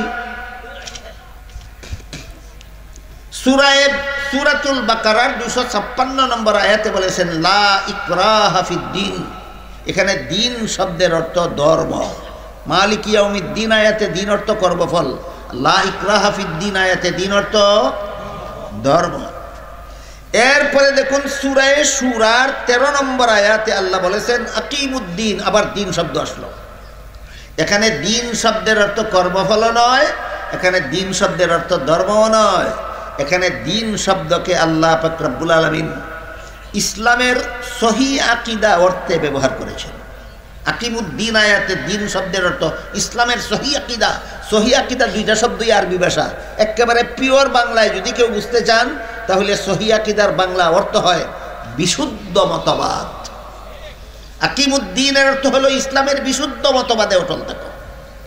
আমার কথা বুঝে থাকলে বলুন, মালিক ইয়াউমিদ্দিন আয়াতে দিন শব্দের যে অর্থ, লা ইকরাহা ফিদ্দিন আয়াতে দিন শব্দের যে অর্থ, লা আকিমুদ্দিন আয়াতে কি দিন শব্দের এই কি অর্থ না ভিন্ন অর্থ? ভিন্ন অর্থ। আকিমুদ্দিন আয়াতে দিন শব্দের অর্থ হলো ইসলামের বিশুদ্ধ মতবাদ। আয়াতটা আল্লাহ কেন নাজিল করেছিলেন? মুহাম্মদুর রাসূলুল্লাহ সাল্লাল্লাহু আলাইহি ওয়াসাল্লামের যুগে সমাজে এমন কিছু লোক ছিল যারা নিজেদের ধর্ম ইসলাম বলে দাবি করত, কিন্তু তারা ভ্রান্ত মতবাদে বিশ্বাসী ছিল। এই রকমের চক্রান্ত যেন কেউ ইসলামের নামে করতে না পারে। তুমি দাবি করো তোমার ধর্ম ইসলাম আর মতবাদ পোষণ করবা, তুমি ভ্রান্ত। এই রকমের দান্দালি, এই রকমের বাটপারি ইসলামের নাম নিয়ে করা যাবে না। যারাই দাবি করবে তোমার ধর্ম ইসলাম, তারাই ইসলামের বিশুদ্ধ মতবাদে অটল থাকতে হবে। ইসলামের নামে ভ্রান্ত মতবাদ পোষণ করা যাবে না। এই মর্মে আল্লাহ সূরার 13 নম্বর আয়াত নাযিল করে বলেন, আকিমুদ্দিন, তোমরা যারা দাবি করো তোমাদের ধর্ম ইসলাম, তোমরা ইসলামের বিশুদ্ধ মতবাদে অটল থাকো। আমাদের বর্তমান সমাজেও এমন বহু লোক আছে যারা নিজেদেরকে মুসলমান বলে দাবি করে, কিন্তু আকীদা বিশ্বাস পোষণ করে কুফরি। দাবি করে মুসলমান আর আকীদা পোষণ করে কুফরি। এইগুলির বিবরণ দিয়ে আমি সারা রাতে শেষ করতে পারবো না। শুধু একটা দলের উদাহরণ দিয়ে এই প্রসঙ্গটা শেষ করি। আমি আশা করি আপনারা সকলেই জানেন, পৃথিবীর বিভিন্ন দেশে কাদিয়ানীরা তাদের ধর্ম প্রচারের কাজ চালাচ্ছে, বাংলাদেশেও আছে। এই বাংলাদেশের কাদিয়ানীরা এদের দলের নাম দিয়েছে আহমদিয়া মুসলিম জমাত। আহমদিয়া মুসলিম জমাত শব্দের অর্থ মুসলমানের দল। মুসলিম জমাত শব্দের অর্থ মুসলমানের দল, কিন্তু এদের আকীদা মুসলমানই নয়, এদের আকীদায় কুফরি আছে। মতবাদ পোষণ করে কুফরি, দাবি করে মুসলমানের দল। এমন বাটপারি যেন কেউ ইসলাম ধর্ম নিয়ে করতে না পারে, এ মর্মে আল্লাহ সূরার 13 নম্বর আয়াতে নির্দেশ দিয়ে বলেন, আকিমুদ্দিন, ইসলাম যদি তোমার ধর্ম হয়ে থাকে তাহলে ইসলামের বিশুদ্ধ মতবাদে অটল থাকো। এবার আমরা বোঝার চেষ্টা করব কাদিয়ানীদের কুফরি মতবাদটা কি। এটা বোঝার আগে একটা ভূমিকা স্বরূপ একটা কথা আমাদের মনে রাখতে হবে। আগে আমাদের অতি সংক্ষেপে বুঝে নিতে হবে ঈমান কাকে বলে। এটা বুঝতে হবে ঈমান কাকে বলে। ঈমানের ডেফিনেশন কিছু আছে মাঝারি ধরনের, কিছু আছে লম্বা, আর কিছু আছে সংক্ষিপ্ত, আর কিছু আছে অতি সংক্ষিপ্ত। আমি মাঝারি ধরনের ডেফিনেশনের দিকে আপনাদেরকে টেনে নিয়ে যেতে চাই না, আমি লম্বা ডেফিনেশনের দিকে আপনাদেরকে টেনে নিয়ে যেতে চাই না, বরং সংক্ষিপ্তও নয় অতি সংক্ষিপ্ত সংজ্ঞাটা, ইমানের অতি সংক্ষিপ্ত সংজ্ঞাটা বলে দিচ্ছি। সেটা হলো পবিত্র কোরআনের শুরু থেকে শেষ পর্যন্ত আল্লাহ যত কথা বলেছেন সবগুলি সঠিক বলেছেন, এই বিশ্বাসের নাম ঈমান। কোরআনের সব কথা সঠিক, এই বিশ্বাসের নাম ঈমান। কোরআনের সব কথা সঠিক, এই বিশ্বাসের নাম ঈমান। কোরআনের সব কথা সঠিক, এই বিশ্বাসের নাম কোনোদিন যেন ভুলে না যায়। কোরআনের সব কথা সঠিক, এই বিশ্বাসের নাম ঈমান। আপনারা যে সমাজে বাস করেন, আমিও আপনাদের সাথে আছি, এই সমাজে লক্ষ লক্ষ কোটি কোটি মানুষ আছে যারা কোরআনের সব কথা বিশ্বাস করে না। কোরআনের সব কথা বিশ্বাস করে। উদাহরণ দিতে থাকলে শুধু রাত পোহায় যাবে না, মাস শেষ হয়ে যাবে, উদাহরণ শেষ হবে না। একটি মাত্র উদাহরণ দিচ্ছি, শুনুন। পবিত্র কোরআনের সূরা নিসা এর 11 নম্বর আয়াতে আল্লাহ বলেন, এই সূরার নাম আর আয়াত নম্বরগুলি মনে রাখবেন। পবিত্র কোরআনের সূরা নিসার 11 নম্বর আয়াতে আল্লাহ বলেন, ওয়ালিদ যাকারি মিসলু হাজ্জিল উনসায়াইন, পিতামাতা মারা গেলে পিতামাতার তেজ্য সম্পত্তিতে ছেলে পাবে 2 অংশ, মেয়ে পাবে 1 অংশ। মা বাবার তেজ্য সম্পদে ছেলে পাবে 2 অংশ, মেয়ে পাবে 1 অংশ। এই কি কোরআনের এই কথা আজকে নতুন শুনেছেন না জীবনে আরো শুনেছেন? এটা কোরআনের কথা কিনা? এখন যদি কেউ বলে আমরা নারী পুরুষের সমান অধিকার চাই, সুতরাং ছেলেকে বেশি দিয়ে মেয়েকে কম দেওয়া যাবে না, বলে কি বাংলাদেশের কোনো মানুষ নিজেদেরকে কোন ধর্মাবলম্বী বলে পরিচয় দেয়? তুমি যদি মুসলমান হয়ে থাকো, কাদ্দানি কাফির হবে কেন? তুমি মানো না সূরা নিসার 11 নম্বর আয়াত, কাদ্দানিরা মানে না সূরা আহজাবের 40 নম্বর আয়াত। এরাও কোরআনের এক আয়াত মানে না, তুইও কোরআনের আয়াত মানস না। কোরআন আয়াত না মাইন না যদি তুই মুসলমান থাকস, কাদ্দানি কাফির হয় কেন?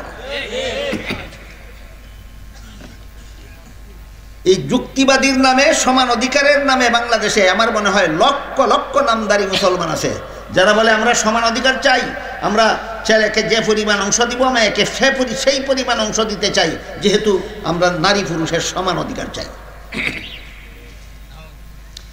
গুড়ার ডিম বুঝনি সমান অধিকার।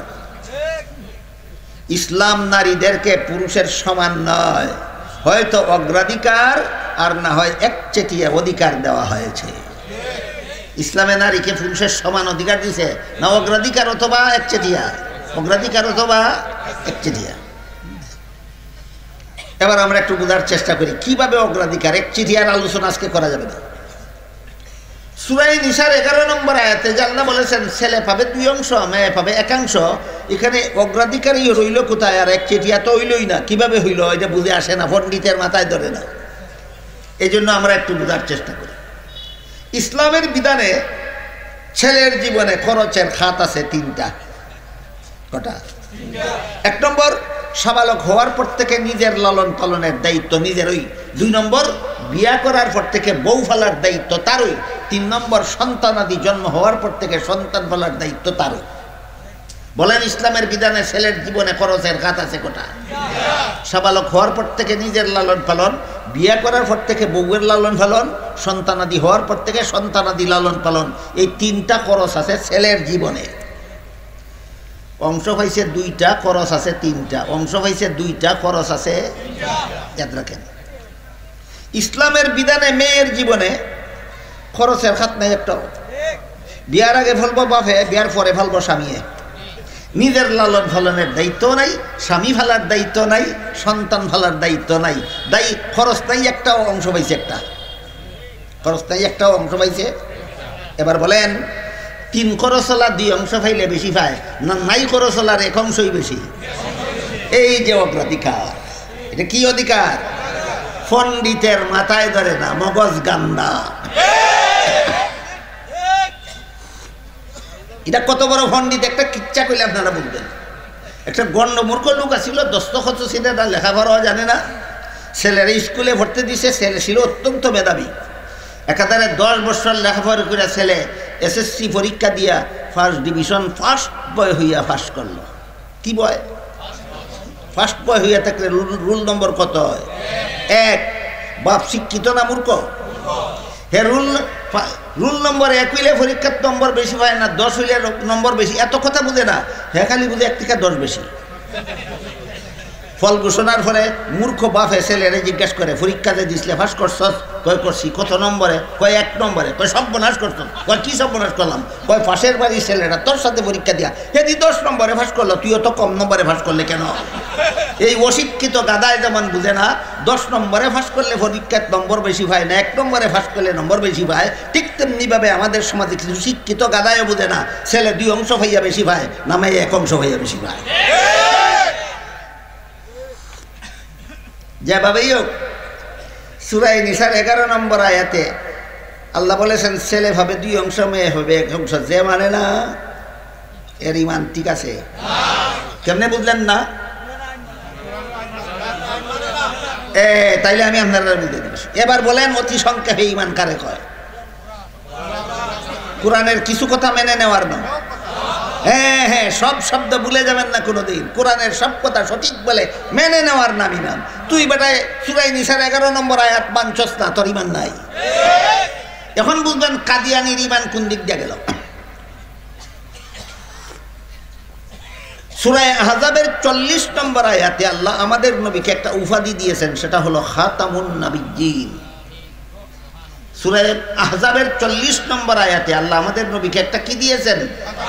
উপাধি দিয়েছেন। উপাধিটা হলো খাতামুন নবিয়্যিন। তিরমিজি শরীফের বর্ণিত এক হাদিসে রাসূল করিম সাল্লাল্লাহু আলাইহি ওয়াসাল্লাম বলেন, লা তাকুমুস সাআতু হাত্তা ইউবআসা দাজ্জালুনা কাযযাবুনা কুল্লুহুম ইয়াজআমু আন্নাহু নাবিয়্যুন ওয়া আনা খাতামুন নাবিয়্যিন লা নাবিয়্যা বাদি। হাদিসের অর্থ হলো আমার পরবর্তী কেউ যদি নবী হওয়ার দাবি করে তাহলে সে হবে মিথ্যাবাদী দাজ্জাল। কারণ বর্ণনা করে রাসূল বলেন, কারণ হলো আমাকে যে আল্লাহ খাতামুন নবিয়্যিন বলেছেন এর অর্থ হইল আমি শেষ নবী। সূরা আহজাবের 40 নম্বর আয়াতে আল্লাহ বলেছেন খাতামুন নবিয়্যিন, নবী বলেন এর অর্থ হলো শেষ নবী। কাদিয়ানীরা মানে না। সুতরাং কাদিয়ানীরা কোরআনের কোন সূরার কত নম্বর আয়াত মানে না। এই জন্য কাদিয়ানী কাফের। 11 নম্বর আয়াত না মানলে কাফের না। আমি কি বিষয়টা বুঝাতে পারলাম? সূরা আহজাবের 40 নম্বর আয়াত যারা মানে না এরা কাফের। সূরা নিসার 11 নম্বর আয়াত যারা মানে না এরা ইমানদার ঠিকই আছে। এই জন্য আল্লাহ সূরা শুরার 13 নম্বর আয়াতে বলেন আকিমুদ্দিন, সত্যই যদি বেটা মুসলমান হইয়া থাকস তাহলে কোরআনের সব কথা মাইনা নে।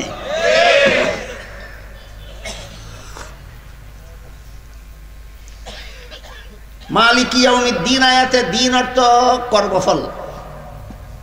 লা ইকরাহা ফিদ্দিন আয়াতে দিন অর্থ ধর্ম। আকিমুদ্দিন আয়াতে দিন অর্থ ইসলামের সহি আকীদা। আকিমুদ্দিন আয়াতে দিন অর্থ, আকিমুদ্দিনের অর্থ হইল তোমরা ইসলামের সহি আকীদায় অটল থাকো। কুফরি আকীদা পোষণ করো আর ইসলাম নিজের ধর্ম বলে দাবি করো, এটা হতেই পারে না। এখানে আর একটা আনুষঙ্গিক কথা আছে, আমাদের সমাজের জন্য বেশি দরকারি, বিশেষ করে আমাদের বাংলাদেশের, বিশেষ করে আমাদের হবিগঞ্জ জেলার, বিশেষ করে আমার হবিগঞ্জ শহরের মানুষের জন্য বেশি দরকারি একটা আনুষঙ্গিক আলোচনা। সেটা হলো আল্লাহ যে কোরআনে আমাদের নবীকে খাতামুন নবিয়্যিন উপাধি দিলেন আর নবীও বলে দিলেন এর অর্থ হইল শেষ নবী। এই শেষ নবী হওয়ার মধ্যে মর্যাদার কি আছে? শেষ নবী হওয়ার মধ্যে মর্যাদার কি আছে? এই কথা অনেক মুসলমানের মাথায় ধরে না। এই জন্য বিষয়টা আলোচনা হওয়া দরকার। এক হাদিসে রাসূল করিম সাল্লাল্লাহু আলাইহি ওয়াসাল্লাম বলেন, ইন্নাল্লাহা ফাদ্দালানি আলাল আম্বিয়া ওয়া ফাদ্দালা উম্মতি আলাল উমাম। আল্লাহ আমাকে সমস্ত নবীগণের উপর শ্রেষ্ঠ মর্যাদা দান করেছে। এটা কিন্তু আপনাদের মনে রাখতে হবে। আল্লাহ আমাদের নবীকে অন্য কারো সমান নয়, সৃষ্টির শ্রেষ্ঠ মর্যাদা দান করেছে। মুহাম্মাদুর রাসূলুল্লাহকে আল্লাহ আরশের সমান নয়, শ্রেষ্ঠ মর্যাদা দান করেছেন। কুরসির সমান নয়, শ্রেষ্ঠ মর্যাদা দান করেছেন। আসমান জমিনের সমান নয়, শ্রেষ্ঠ মর্যাদা দান করেছেন। মানব দানবের সমান নয়, শ্রেষ্ঠ মর্যাদা দান করেছেন। ওলিয়া উলিয়ার সমান নয়, শ্রেষ্ঠ মর্যাদা দান করেছেন। নবী রাসূলের সমান নয়, শ্রেষ্ঠ মর্যাদা দান করেছেন। যে হাদিসে এই কথা প্রমাণিত, হাদিসটাও বলে দেই, ইন্নাল্লাহা ফাদ্দালানি আলাল আম্বিয়া। রাসূল বলেন আল্লাহ আমাকে সমস্ত নবী রাসূলগণের উপর শ্রেষ্ঠ মর্যাদা দান করেছেন। দুঃখের বিষয় এই বিষয়টা খুলাসাভাবে সমাজে আলোচনা হয় না। না হওয়ার কারণে যে মর্যাদা ওলির মধ্যে আছে এই মর্যাদা আমার নবীর আছে কইয়া হে শানে রাসূল গায়, এইটা শানে রাসূল রে। যে মর্যাদা অন্য নবীর মধ্যেও আছে, এই নবী মুহাম্মদ রাসূলুল্লাহর মধ্যে আছে কইয়া হে শানে রসুল কয়। এটা তো তোমার রসুলের শান না, এটা তো মুসা নবীর শান। যেমন এক হাদিসে রাসূল করিম সাল্লাল্লাহু আলাইহি ওয়াসাল্লাম বলেন, আল আম্বিয়াউ আহইয়াউন ফি কুবুরিহিম, নবী রসুলগণকে দাফন করার পর থেকে তারা জীবিত থাকেন। কি অবস্থায় থাকেন? দাফন করার ফলে কোন কোন নবী জীবিত? এখন যদি কেউ আপনার নবীর প্রশংসা করতে গিয়া কয় আমার নবী জিন্দা নবী, এই তোর একলা নবী জিন্দা নবী, ওই শ্রেণী প্রশংসা। গুড়ার দিন লানস নবীর প্রশংসা কারে কয়?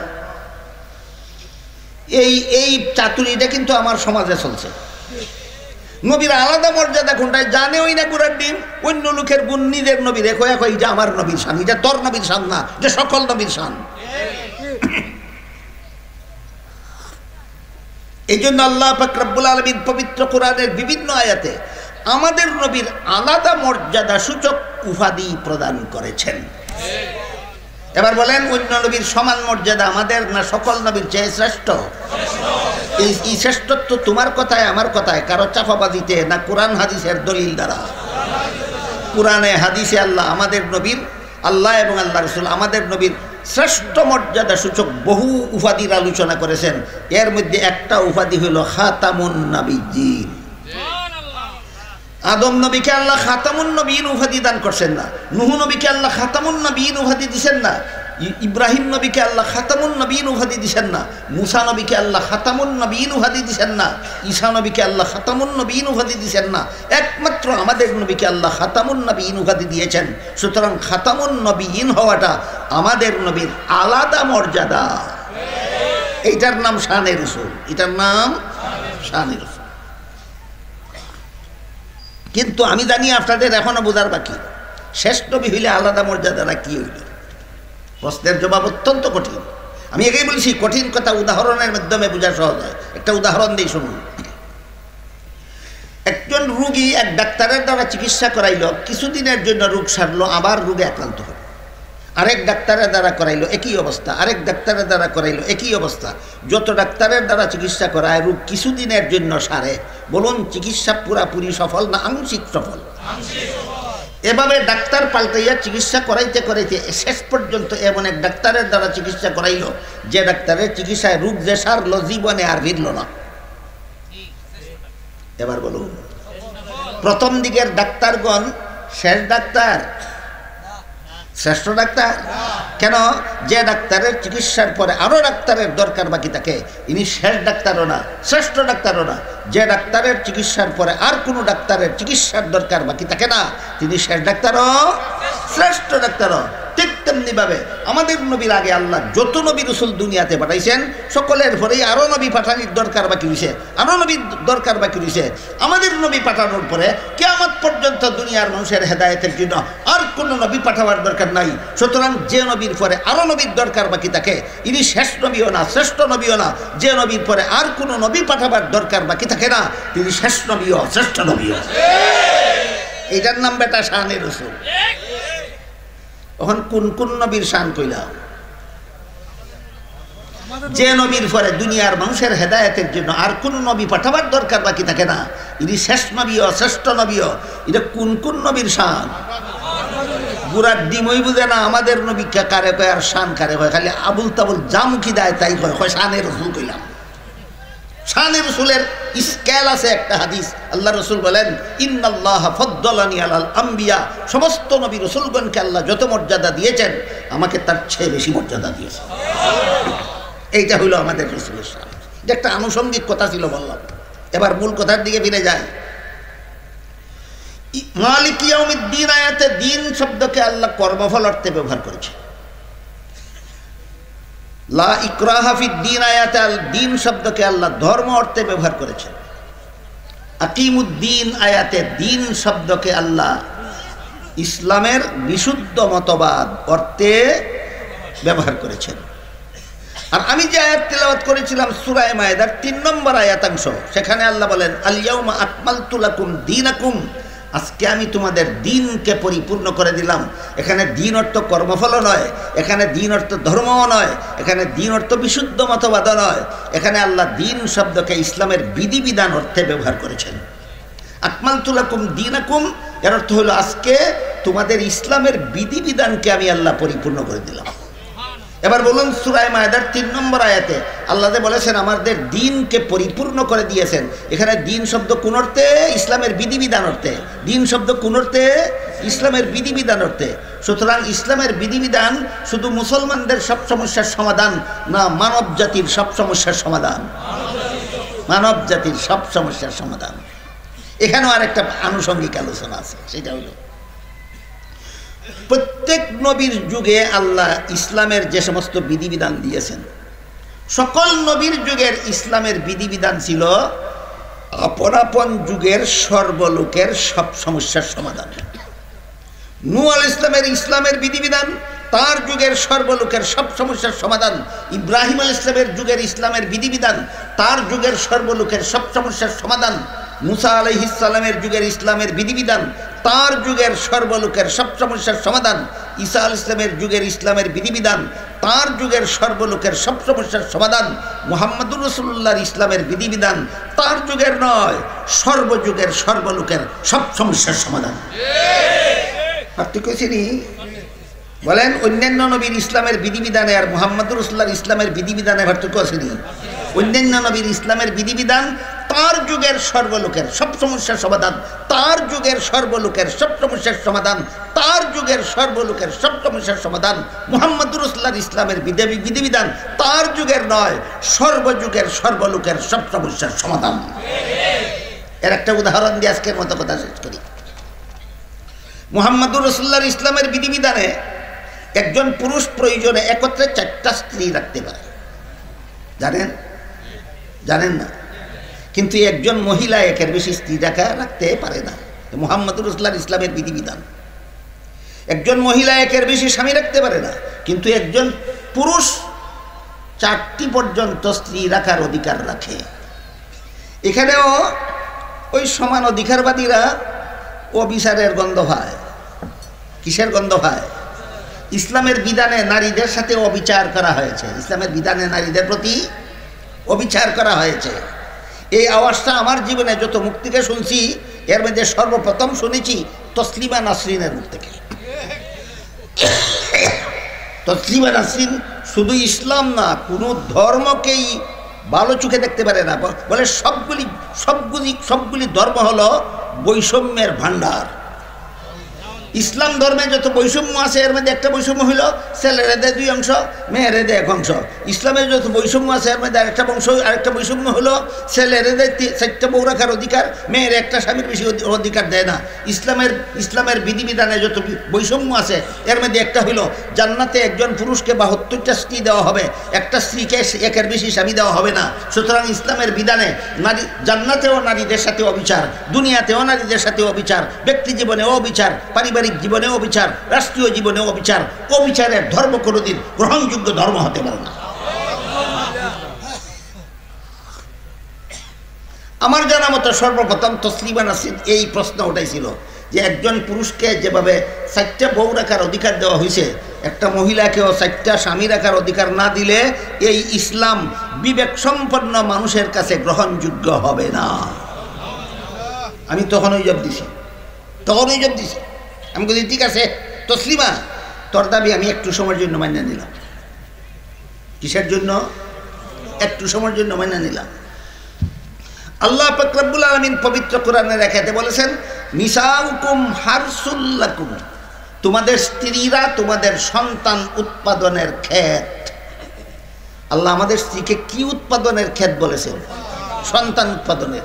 আরেক রকমের ক্ষেত আছে ফসল উৎপাদনের ক্ষেত। ওইখান থেকে বুঝে আসি, একটা কৃষকের যদি 4টা ক্ষেত থাকে, এক কৃষকে যদি 4 ক্ষেতে ফসল ফলায়, বলেন ফসলের ভাগাভাগি নিয়ে কি পরিমাণ ঝগড়া হবে? কেন? মালিক একজন ঝগড়া কার সাথে করবো?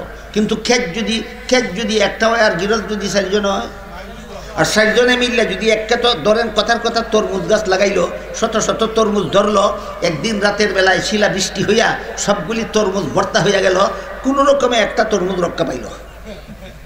গৃহস্থ জন ফসল কটা, এখন টুকরা কোরআন ছাড়া তো বাগাবাগির কোনো উপায় নেই। টুকরাও যদি ছোট বড় হয় তাহলে মারামারি ছাড়া কোনো উপায় নাই। ঠিক তেমনিভাবে তসলিমারে যদি তসলিমার দাবি মতো সাইড বেটার সাথে কাছে একসাথে বিয়া দেওয়া হয়, বলেন গৃহস্থ জন কেত কটা? ফসল ধরবো একালি কলার মতো না একটা তরমুজের মতো? তোর তরমুজটাই বাপ ডাকবো কারে? এর ফলে তোর তরমুজটারে কটুকরা কইয়া তোর কটা লাংড়ে দিবে কইয়া দা। এই এই এই রক্তক্ষয়ী সংঘর্ষের হাত থেকে মহিলাদেরকে হেফাজত করার জন্য ইসলামে বিধান দিয়েছে, তুমি একের বেশি স্বামী রেখো না, তুমি ক্ষেত আর ওরা হইল কৃষক। আজ পর্যন্ত আমাদের বাংলাদেশের তসলিমার তেতাত্তার অভাব নাই। বাংলাদেশের তসলিমার প্রেতাত্মার অভাব নাই। এখনো যারা তসলিমার প্রেতাত্মা অন্তরে পোষণ করেন, এদের উদ্দেশ্যে বলছি। আমি বেশ মনে হয় 10-12 বছর আগে এক পত্রিকা দেখছিলাম বাংলাদেশের একটা আদমশুমারির রিপোর্ট। তখন বলা হয়েছিল বাংলাদেশে 16 কোটি মানুষ আছে, এর মধ্যে 8 কোটি মানুষ হইল, 8 কোটি হইল পুরুষ আর 8 কোটি হইল নারী।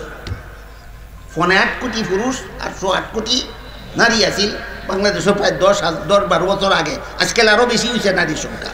আমি তখন এই হিসাবটাই ধরে দিলাম। 8 কোটি পুরুষের কাছে 8 কোটি মহিলারে বিয়া দিলে প্রত্যেকটা পুরুষে একটা করে বউ পাইবনি? পাইছে না? পাইছে না? 8 কোটি পুরুষের কাছে, পুরুষের সংখ্যা তো 8 কোটি, যে 8 কোটি পুরুষের কাছে 8 কোটি মহিলারে বিয়া দিলে প্রত্যেকটা পুরুষে একটা করে বউ পাইবনি? পাইব। জামাই পাওয়ার বাকি থাকবো কতজন মহিলা? 50 লক্ষ। স্বামী পাওয়ার বাকি থাকবো কতজন মহিলা? 50 লক্ষ।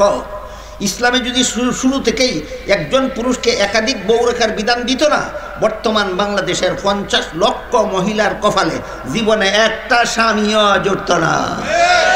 এই তসলিমা, তোর মাতার মগজ গান্দা।